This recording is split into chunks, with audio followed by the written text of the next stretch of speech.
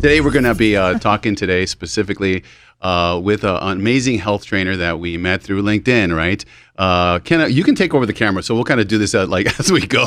Yeah. So what we can do is we can discuss the issues of health and how it pertains to El Paso. So one of the things is that we are seeing huge changes with this COVID-19 thing.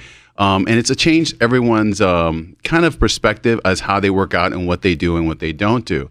So Lizette, I want to introduce you. Lizette Ortiz, she's a trainer, and she's a personal trainer here in El Paso, and we want to talk to her about what's actually going on with her life and actually how she does this new adaptation process. You have clients that you work with, correct? Yeah? Yes, I do. Tell us a little bit about what you do. Well, I do a nutrition coaching and I also do fitness coaching. So I do personal training. All my personal training also includes nutrition because you can't have one without the other, yes. right? For proper health and balance.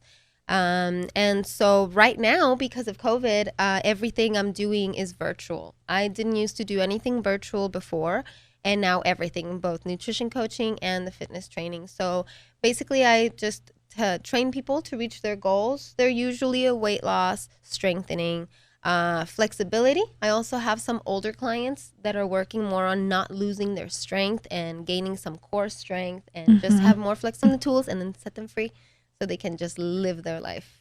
Exactly. You want to educate them, not just yes. I want to teach them give the fish, not give them the fish. Right. You know, Lizette, we have been working with patients for a long, long time, and I want to ask you a little bit about what got you into the fitness. Okay, so start from the kind of the beginning of like what got you into the fitness, and let the people know what it is who you are and what it's about. What was the reason that your story. So it really makes it real easy for us to kind of get it. Go ahead. Okay, I'll try to make it.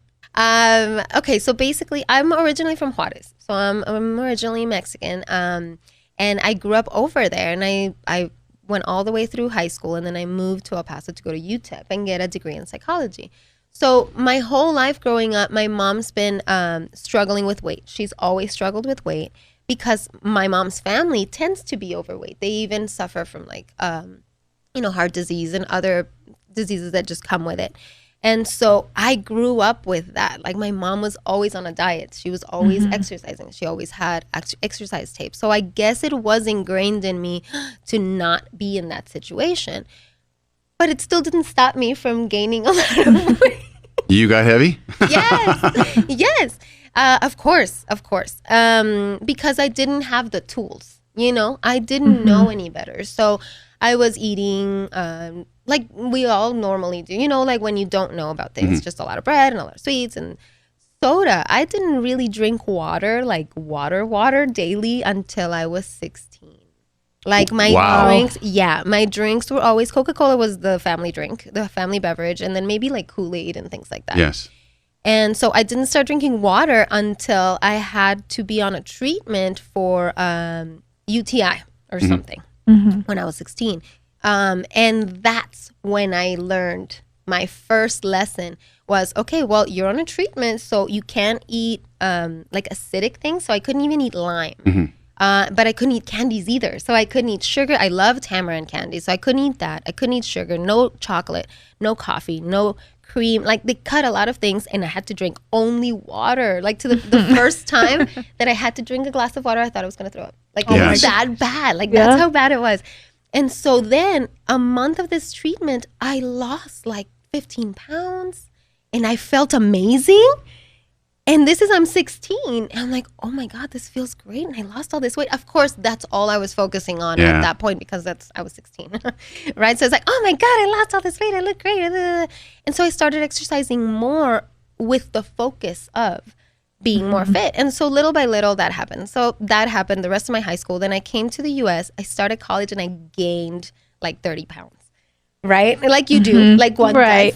Yeah. And then I didn't really care. I did care, but I didn't care. Like I wasn't doing anything about it, but it did depress me and it caused me a lot of inner turmoil and anxiety and just depression and things, among other things.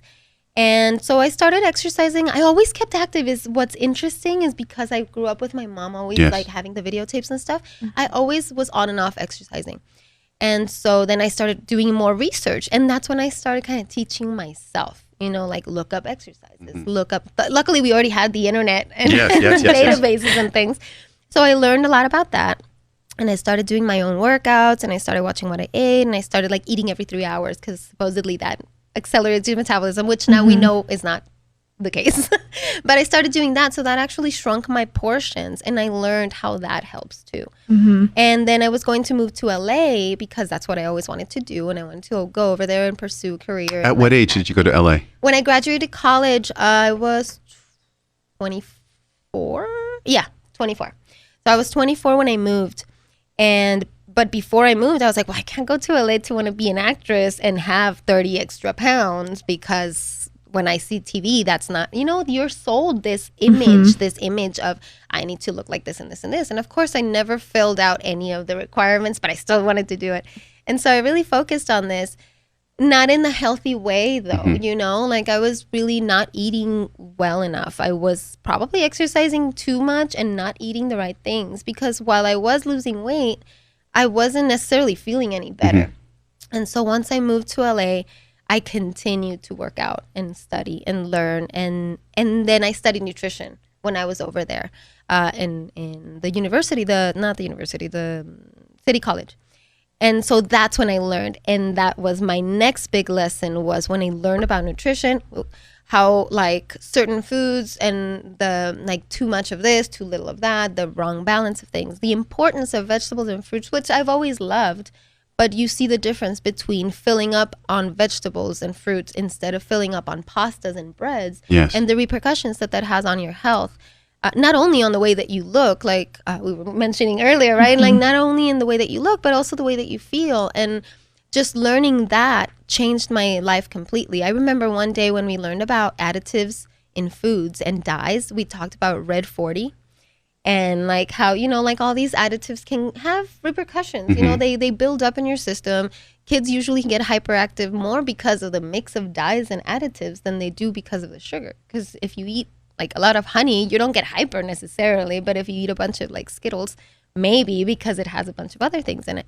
And so we learned about that and like, oh, red 40. And then I get home and my husband had like this 3-pound thing of red vines. And I was like, oh, no. Red vines, what are those? They're like Twizzlers. Oh, no.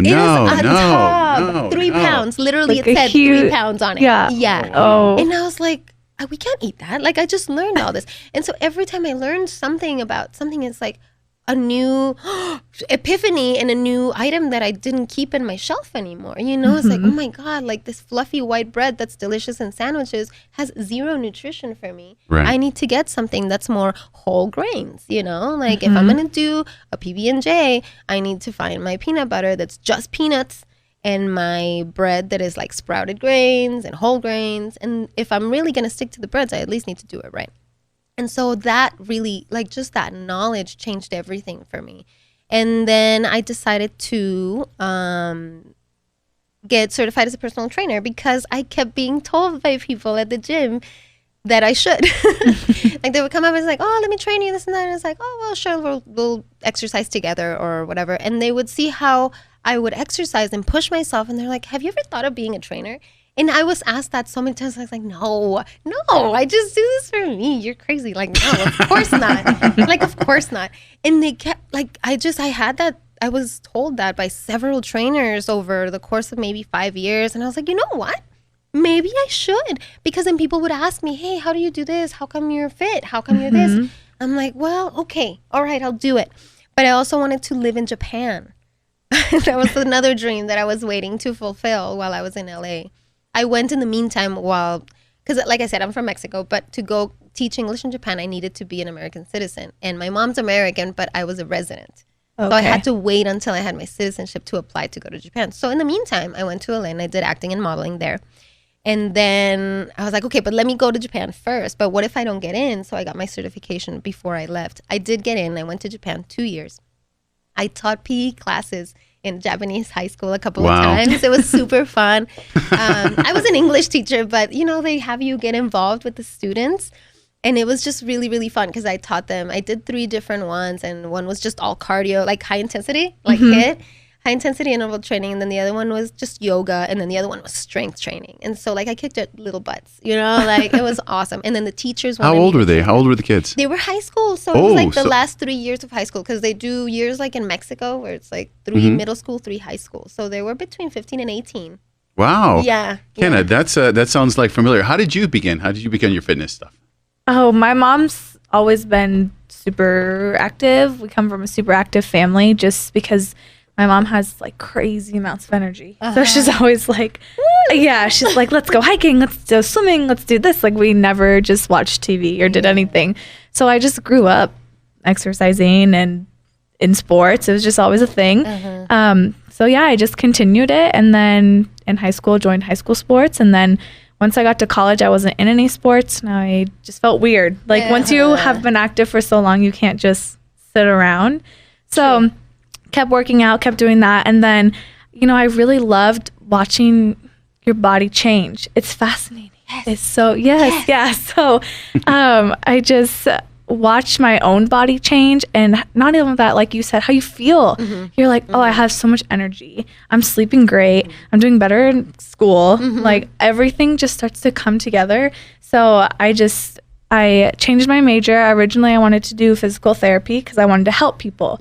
But then I realized that I wanted to help them in more ways than just that. And so I switched it to exercise science, where it's more focused around nutritional aspects and things like that, where I could kind of do almost, I felt a little bit more with it for where I wanted to go in life. So then I switched into that, and then we ended up moving to El Paso, and now we're here, and we love it, and we're still working out. When I have a son, so he's always busy, always playing, and we're always looking up like, what's the youngest soccer league that they have, like something to get them interested. Because I also think if you give people tools early on, it also helps so much. Then they don't have to have that same struggle that you had. Because even though my mom was always active, she was still always like on a diet. She always wanted to look how TV looks, and it's not always realistic, which is already for not us, a good thing, right? Right. So, and she never really went about it the healthy way because she was uneducated. So she was just kind of. Oh, she's not gonna like that one. Yeah. Sorry, Mom.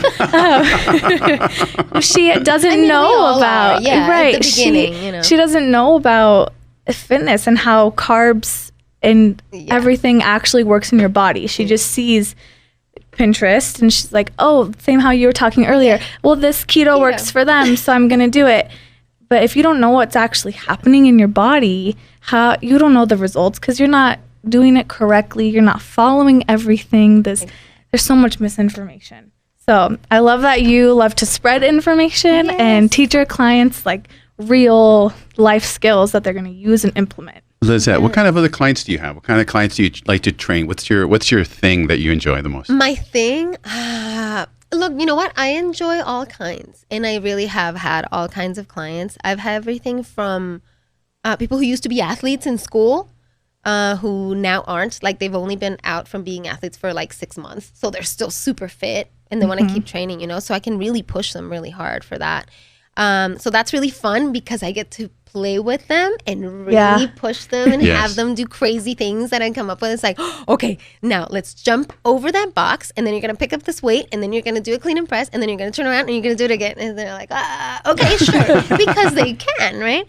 But then also something that I love are the people that are looking for a transformation. They're like, you know what? Like, I just feel sluggish. I feel tired. I don't feel good. I'm starting to feel the pounds adding up and I just have aches and pains. It's like, okay, let's start. And I love seeing them progress. Yes. I love seeing a person who can do 10 squats and be dying. And then by the end of the month, they're hitting out the 20 and by the 20 they're dying, but they look so much stronger. They feel great. They already told me, I feel stronger. I can sleep better. Like that's just, so I feel like my favorite is probably the transformations. Like seeing their aha moments almost when they realize that they're like, I'm here. This is what I'm doing. This is what I've wanted. Yeah. And like you said, that progress, then you first start seeing it. Yeah, it gives them even motivation to help them even more. And it's great. It keeps going. Exactly. Like when people are like, struggling to do a push-up on their knees, and then the first time you see them do 5 off their knees, and they're so proud of themselves, and you're so proud of them, and it's like, yes. Or we're like, I didn't have any cravings this week because they finally were able to put themselves through, cleaning out their eating, and now they're used to eating healthy and eating like the healthy versions of sweet things or whatever it is, and just having them have their aha moment, having them feel and live the transformation and understand it and be like, I love this, I can do this, and I want to do this forever. That's my favorite. It makes a big difference. El Paso has been in the last couple of years. I've been here since 1991, so I've seen the transition. When I first came here, El Paso was really dilapidated. It was a different town, and I got to say that when I came from South Florida. My background was a fitness person, and we were all into exercise physiology in Florida and California. When I came out here in '91, there was no one into fitness. It was they didn't understand what it was to diet. There was a lot of metabolic syndrome, a lot of issues with weight, waist hip ratios. It wasn't important. At one point, as I mentioned before in a prior podcast, is that El Paso was considered the fattest, sweatiest town in the United States at one point.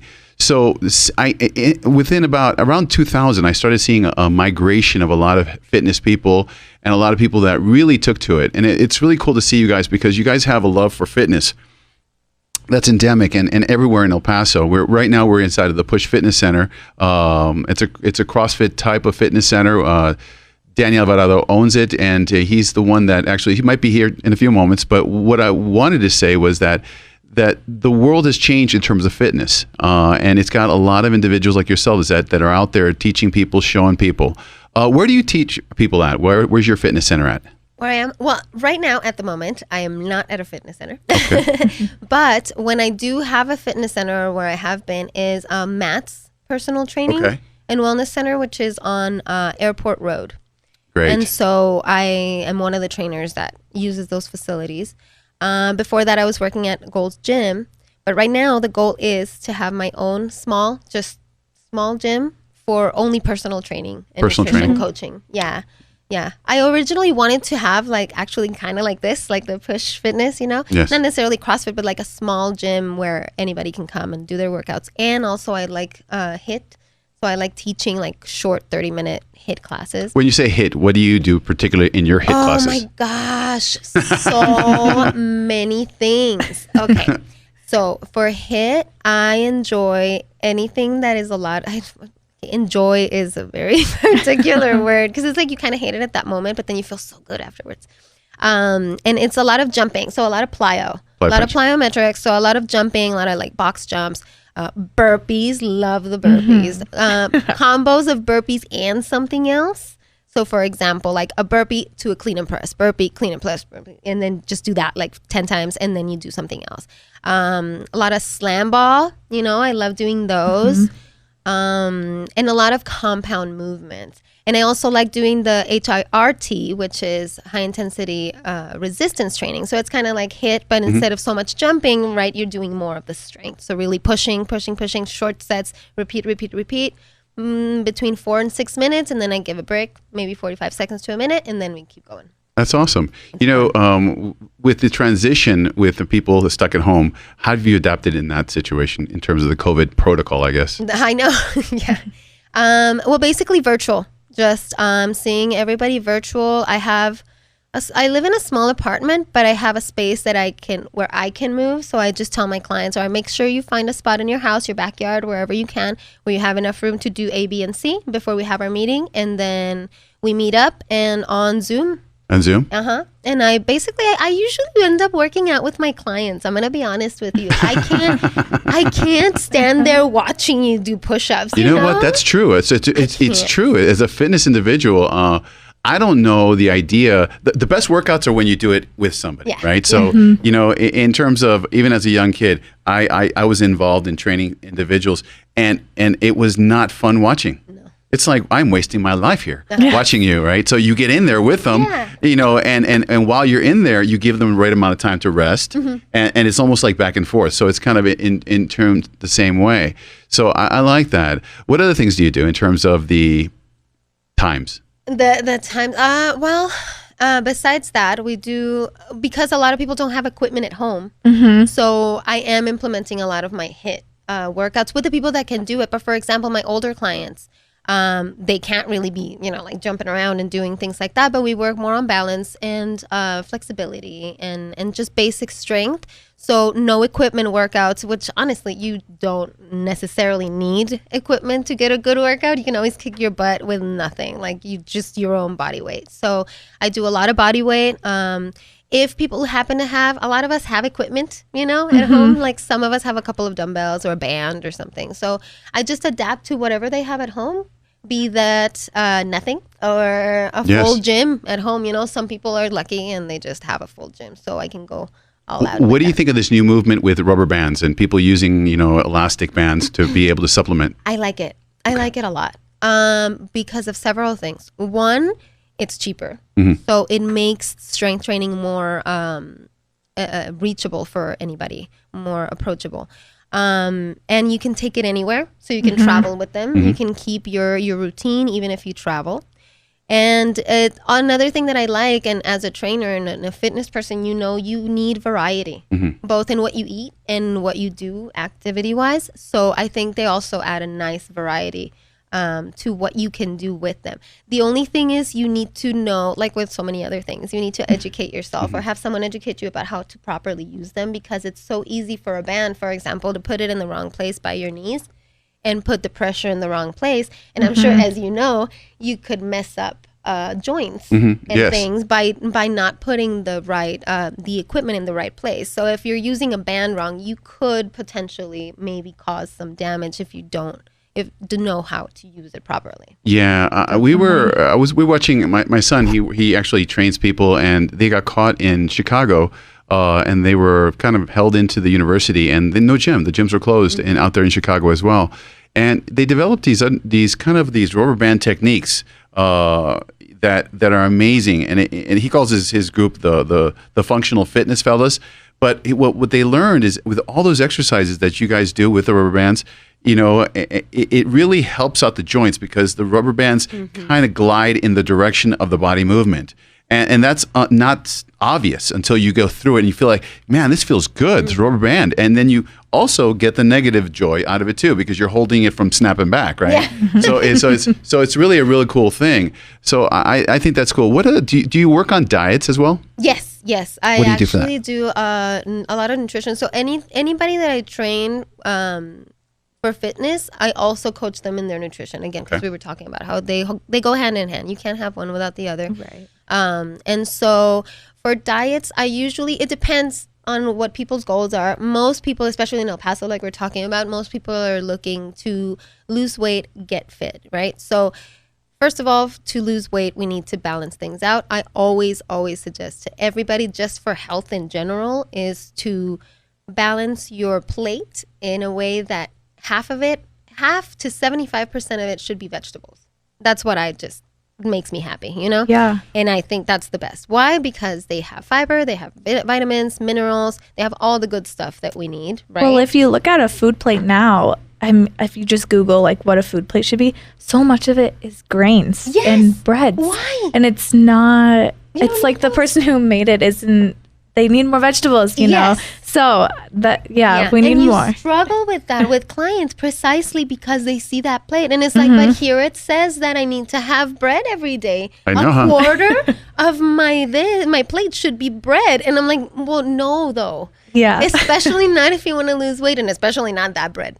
And it's like, and so basically, I always recommend, all right, you want weight loss, you want to feel better, let's cut out all the super processed grains first. First of all, no pastas, no breads, no cookies, no processed sugar, no added sugars. That's my first step. And what do they say when that happens? They get very sad. It's always the saddest face. It's like, but it's also like a knowing sadness. Like, I knew you were gonna say say that. It's kind of like they don't say it, but you can see it in their face. Yeah. And it's like, I'm sorry. Like, I know everyone wants to hear a magical, what do you call it? Like a recipe, a magical recipe that just like snaps and I can eat and do whatever and just Netflix all day and eat chips and be skinny and fit. But you can't. Like, you can't. You just can't. So, 50 to 75% veggies. The other quarter or a half should be balanced between proteins and healthy fats. And maybe a little bit of carbs, but whole grains. And I always suggest that whole grains and that type of starches and things are kept to a minimum. I always recommend, especially for weight loss, either just keep them out completely or 2 to 3 times a week. I would say no more than 3 times a week is what I recommend. And I usually recommend my clients to eat their grains whole, preferably, brown rice or quinoa or buckwheat. Oh my God, I'm loving buckwheat. I just started buying it and eating it and I love it. I mean, but it's very little. Yeah, like you literally need half a cup. Like you don't need 1,000,000 pounds of this. You don't need to fill up a bowl with rice or something and then put like 3 vegetables on top. Right. The opposite. It's the opposite. So do you do the Zoom diets too as well? Do you help them out with their diets? Yeah, we do. So I do for nutrition coaching. We usually talk and kind of like this. It's basically a conversation. Yes. Like the first time I get to know my client, we talk about it. What are your needs? What do you do? What is your schedule? Do you like to cook? Do you have time to cook? Because all of these are important things, and cooking makes life easier, but at the same time, not everyone has the time or the ability. And you want to make a plan for them that they'll stick to. Yeah, exactly. Right. And you want them to stick to it. So I always try to work with them in regards to, okay, what do you have available? This and this and this. I make my notes. We talk about it. I give them the information. We verbally, but then once we're done, now that we're doing it this way, once we're done, I send an email that has all the knowledge that I have. So everything that we talk about, portions, the plate, portion sizes. So like measure your proteins like this, like for example, your fist is good to measure your vegetables. And for example, for women, we want to eat at least 4 to 6 portions a day. So it's like, that's an easy way to eyeball. Kenna, you love that, huh? I'm not the best always at getting in 4 to 6, but it's a good number to have. It's a good number, okay, right? 4 to 6 is good. You know what? What we, for many of the diets, you kind of try to figure out which diets can work for people. Sometimes we end up with like Mediterranean, low fat, low carbohydrate diets. These diets, they change. I'm finding that a lot of just for El Paso in general, from Mediterranean to low fats to even ketogenic diet. I know there's been a lot of talk about ketogenic diets. What do you do that, and do you offer those, or what kind of diets do you like working with an individual with? An individual, it really, again, it depends on the person, because you also have to take into account like vegan people, people who are vegan, who are vegetarian, or who have certain allergies to certain things, and so you need to really take a lot of that into account. And so I don't necessarily prefer those like very restrictive diets like keto and things, only because people have a really hard time sticking to them. I don't know anyone who can for a long time. No, it's hard. No, and then they always want to like kind of cheat, and it's like, oh, but I had this too. And it's like, no. Like if you're doing keto, it's so specific, like Kenna was talking about. If you don't know what this process is doing in your body, like there's a specific reason why you're only supposed to eat A, B, and C, but not D, E, F, And so if you add a little bit of these other ones, you're throwing the whole thing off balance, and instead of losing weight, instead of feeling better, you're gonna actually ruin it. So I prefer to work on something that is sustainable, which would be just, okay, kind of like portion yourself, aim for the plates. But I do like paleo, yes. Paleo. I love paleo, or like primal-ish. Yes. I always say that my diet is kind of primal-ish. How so? Because I stick mostly meats, vegetables, fruits. Okay. Seeds, nuts, vegetables, fruits, meats. I don't do a lot of byproducts. Like I'll eat eggs, for example, but that's something that you could have gotten, right? Yes. Primally. I do, and then the ish comes from the grains sometimes, So my ish comes from grains, sometimes cooked potatoes, which obviously that wasn't a thing that they were doing. And my added sugars, I guess, which I don't do a lot of, and I use monk fruit and I use stevia.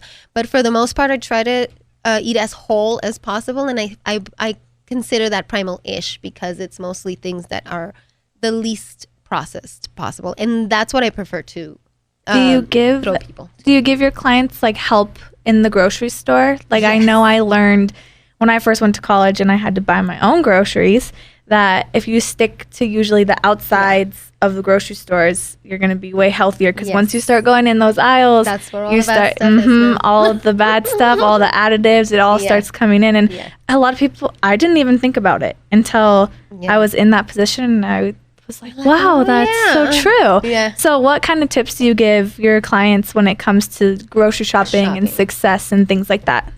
Basically that, exactly. Yeah, when I first heard the saying, I was already doing it, but I hadn't thought about it, you know? And so when I heard shop the perimeter of the store is when I thought, I'm like, oh, no wonder I never know where anything is inside, like in the middle aisles. If I ever need a can of something, I'm like, I don't know where they have that. Or like if I'm going to bake and I actually need regular flour for something, I'm like, I don't know where that is because I always just like shop the perimeter of the store. So yes, that's I would definitely do that. When shopping, just stick to buying things that are the least amount have the least amount of processing. So if you go around the perimeter, you get all your vegetables, you get your meats, you get your animal products, right? You have your eggs, your milk, your cheese.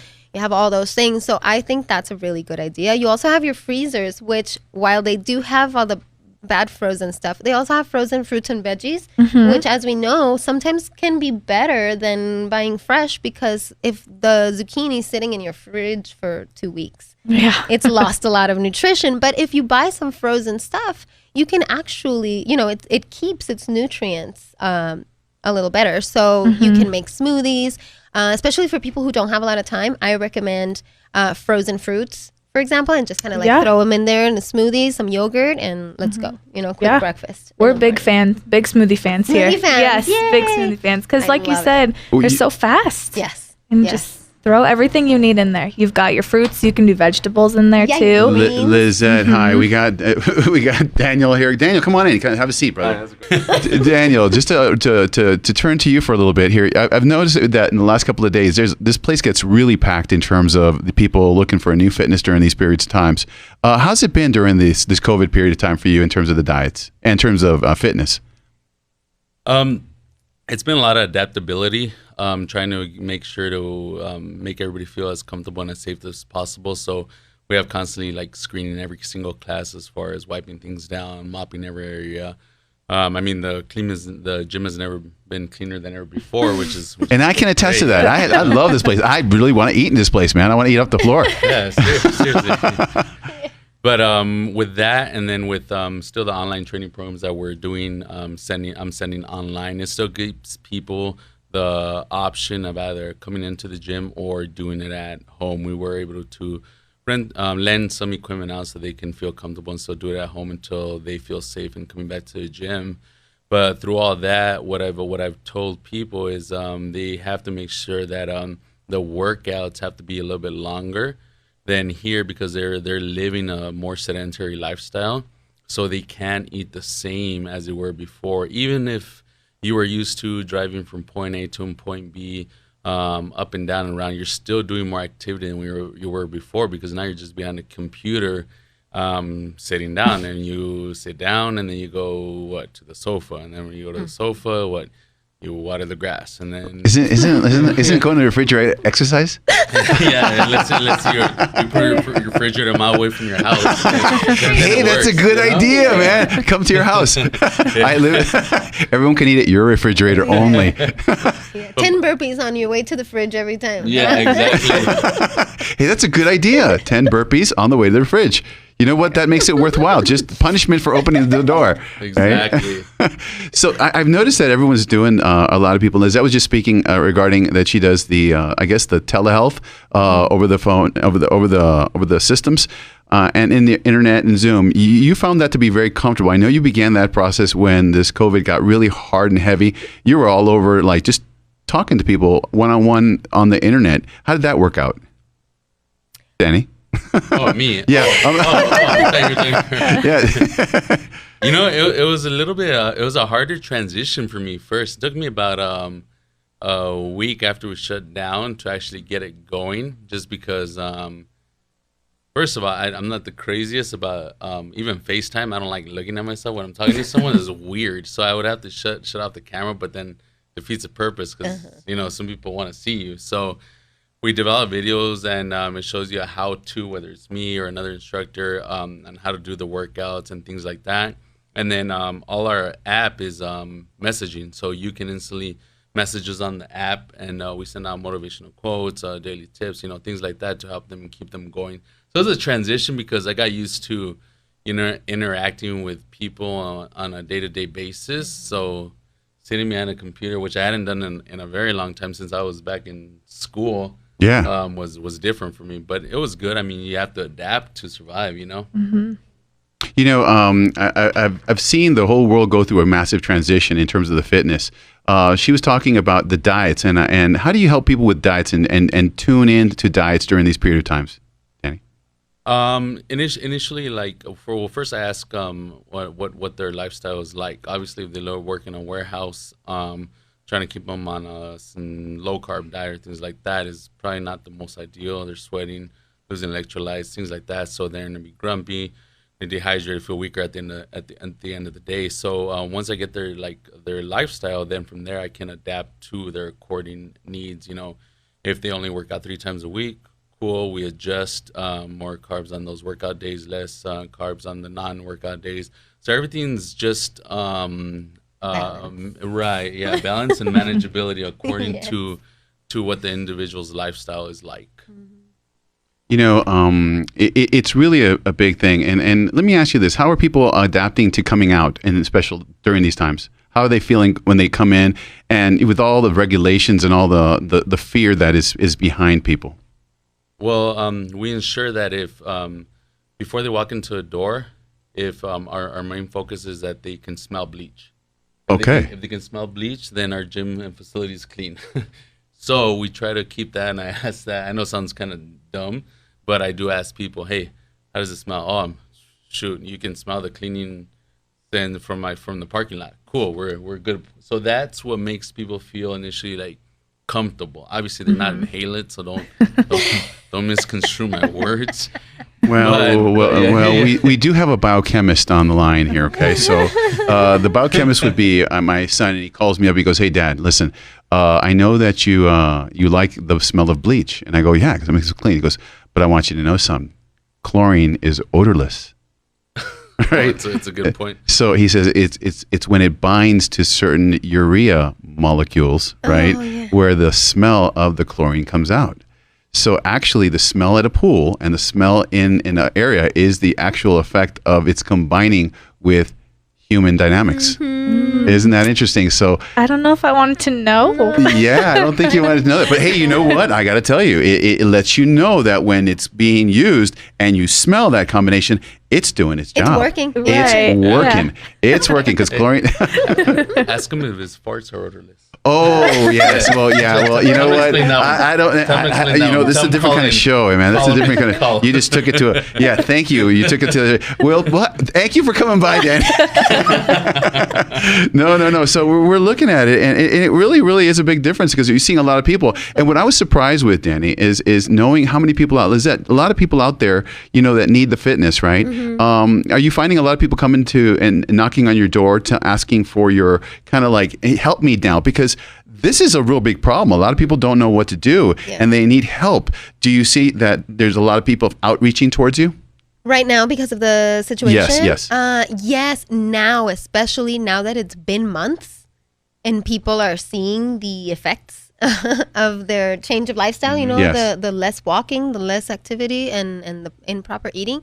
I have actually over the last week even, I was approached by like 3 people within 2 days. Yes. So that's like not normal Right, usually, right. because I'm not even promoting right now.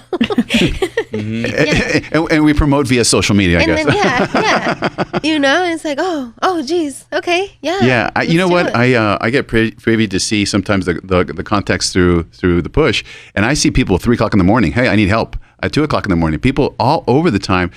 We need help. We need to have individuals out there that can help us and guide us. So it's really cool to see what's going on. Let me ask you this: in terms of these times, nutritional tips. Tell me a little bit about like what kind of nutritional tips you tell people. And Danny just mentioned some things about certain things to eat. How do you do it? Well, along the lines of what Danny was saying was exactly like a great point is making sure that what you're taking in matches what you're doing during the day.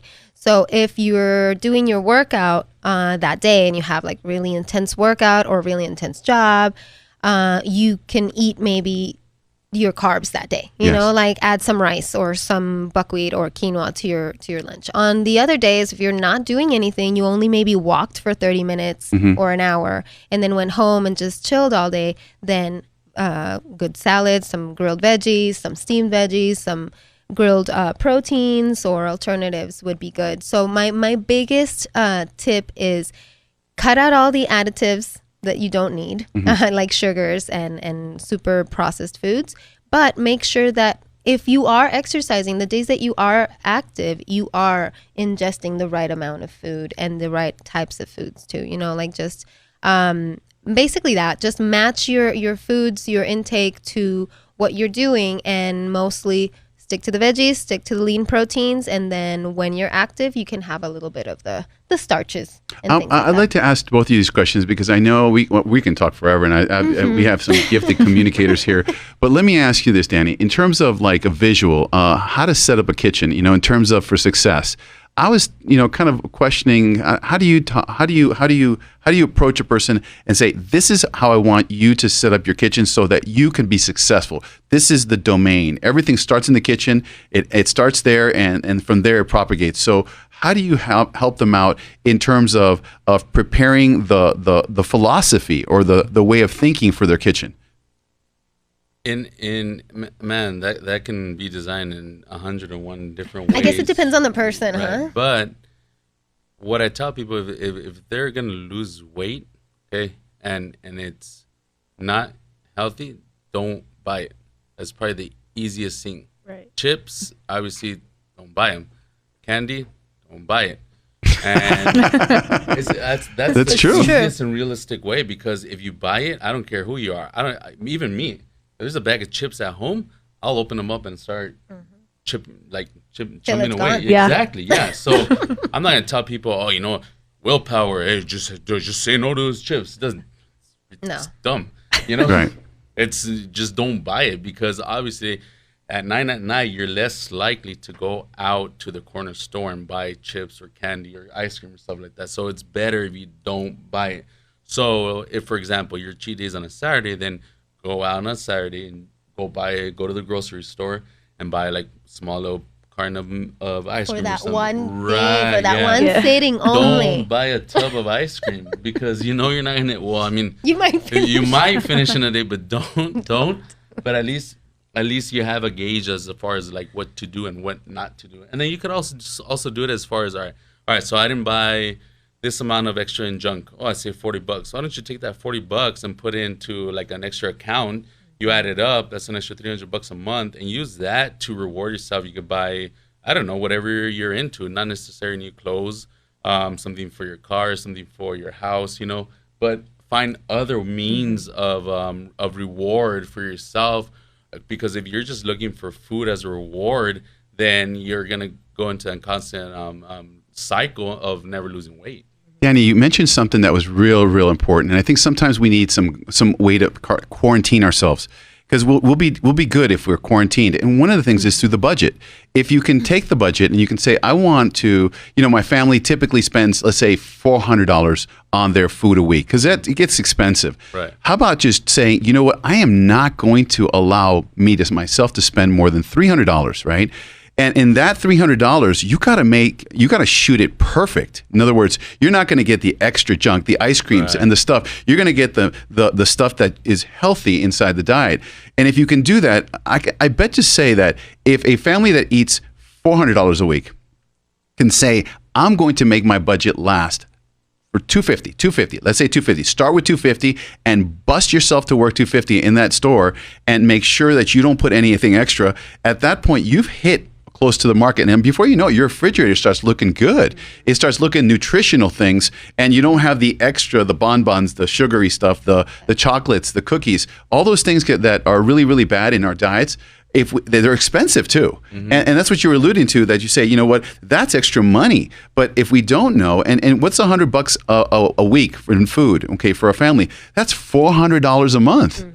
Well, that's $400. That's $5,000 a year. That's $5,000. So if you look at it, if you look at 100, you can save about $2,000 almost. If you $150. What can you do with $2,000 a year? That's just on the budget side of things, right? So if you can contain it and say, you know, I'm going to stick to that, it may help people also guide and make the right choices, because I don't have the option to go ahead and buy the chips aisle. That's expensive, and that's the stuff that gets us, you know, kind of unhealthy. Well nourished is what they call it. That's what I call it in the books. Well nourished. So those are the cool things. So let me ask you this: in terms of nutritional tips for people to kind of to be left with today, because I know we can talk for 3 days here. Nutritional tips. What are the nutritional tips during these times? If you could give them, Lizette, tell us about your nutritional tips for people during these times that would help them out. My nutritional tips. Well, part of like with the kitchen setup, one thing that I feel like it's important that you can implement some of the suggestions that I've said before is having the right kind of equipment in the kitchen. For example, if you have, for example, good non-stick pans, that's going to reduce the amount of oil, because so many people are like, oh, well, just so it doesn't stick, oil, right? A million gallons of oil. It's like, no. Get a good nonstick pan, and then 1 teaspoon of oil should be enough to give your food a good flavor, and kind of like, you know, measure yourself, basically. Measure your oil, make sure you have the right equipment, bake things, make sure you have stuff in the kitchen to bake, to grill. Anything baked, anything grilled is much better than anything fried, right? Of course. Get an air fryer. And then you can have, oh my God, yes. You can get fries, you can have wings, but not extra greasy, you know? Like every now and then when you have your treat, instead of a super greasy meal, you know, you can make it. So basically, just make sure you have the resources to make healthy choices. Like Danny's point is exactly something that I always say is don't keep it. That's also my number one, is don't keep junk at home. Only get it when you want it at the weekend. Whenever your cheat day is, get one for that day, and that's it. Other than that, fill up on veggies and lean proteins, and save the starch and the carbs for either when you worked out really, really hard, or only 2 to 3 times a week, and only whole grains. Those are amazing tips. I could totally see myself doing that. You got some tips, Danny, for people during these times? Make sure you distinguish whether you're thirsty or you're hungry. Because a lot of times people will confuse that. And so if you drink 16 ounces of water, even you can sweeten it with a little Crystal Light. I don't always recommend that, but you can chug that first. And if you're still hungry, then your body needs some nutrition value. But if you get full after and you get energized, like, you should be good. You're just thirsty. You're dehydrated. And then another thing too is moderation of fruits, you know, apples, some strawberries, blueberries, things like that. Anything like mangoes, bananas, a little bit higher in sugar. So maybe you want to stay away from those, because they sometimes will make you hungrier, because they'll release certain hormones, and they'll trick your body into thinking that it's really hungrier when it's not. So but a lot of people will confuse that when you eat carbs, you sometimes get full, but for a shorter amount of time, and then you're hungry right away again, and then you think your metabolism is going, but it's not necessarily true. It's releasing hormones that's tricking the mind and the body to thinking that it's hungry and it's not full, but in reality, like, you're not hungry. Just yes. You know? So distinguishing those two is probably like the top two of them on top of what Lizette just said. That would help you. Like I said, the more basic, the better. The more complex, the more options you give yourself, the harder it's going to be. There's so many diets out there, and they're all good in their own way, as long as you stay consistent. Yes. Reason diets don't work is because everybody stops after 14 or 15 days, and then they have to start the loop all over again. It takes 21 days to create a habit, So if you break that before, you have to start every single time. So it's like driving yourself crazy. It's insanity, Yeah. Well, I got to tell you, I've learned a lot. I've learned, I've learned about monk fruit. You have mentioned the monk fruits, and tell me before we go, what's your theories on monk fruit, Lizette? Well, for now, For now. because remember when Splenda was good? Yes. And You know what? I gotta tell. Right now, Splenda is like they're saying, hey, you know what? Even stevia, even organic stevia, it's already like it's on the cut list. That one's not good either. It's my Alzheimer's. That's right, Bill. Dang it! Like, you're gonna leave me with no options. Well, so far for now, it seems like monk fruit. It tastes a lot like sugar. So it helps you with that like craving, but it doesn't have the effect that the fruits or the grains will give you, where your insulin's going to drop and then you're going to be hungry again, or you store it and it turns into fat or anything like that. So far, it looks like it doesn't. I love it because it doesn't have that bitter chemical aftertaste that maybe some stevias do. And I've gotten away with sneaking that into desserts for kids and other people that don't know that's in it, and they don't notice the difference. Yeah. And they're cutting a ton of calories on it. I love it so far. It's an amazing little dynamic option there, because one of the things is that with diseases that now the monster is insulin, and if we can stop the insulin reaction from occurring, that is the name of the game. Whether it's through periodic eating or limiting your time slots of eating, the whole thing is to stop lipoprotein lipase from putting it into our fat. And the thing that does that is insulin. And monk fruit seems to not stimulate insulin response. So that becomes the biochemistry, from what I understand it, and like you said, as of today, right? we don't know. So we'll talk about those things as we go. Listen, guys, I want to thank you guys. Up down on the bottom, you'll see the connection to everybody here, and the links directly to their facilities. And I look forward to having that. So we'll be able to talk about some more things in the future. And thank you, Kenna. Thank you, Lizette. Thank you, Danny. Thank you, me. We're all here. And it was a pretty comfortable place, and it was a really interesting dynamics, and we're going to be bringing different topics, and as we go through the times and discuss those issues that are important to our people in El Paso, it's very important to be able to kind of understand the minds, to be in with our patients. It's not about them and us, it's about we. So when we work together, we look together for solutions, and it's not so not so cryptic when you realize that people like us are all really trying to help everybody here. So look forward to connecting again, and look forward to hearing from you. So thank you, guys. Thank you again.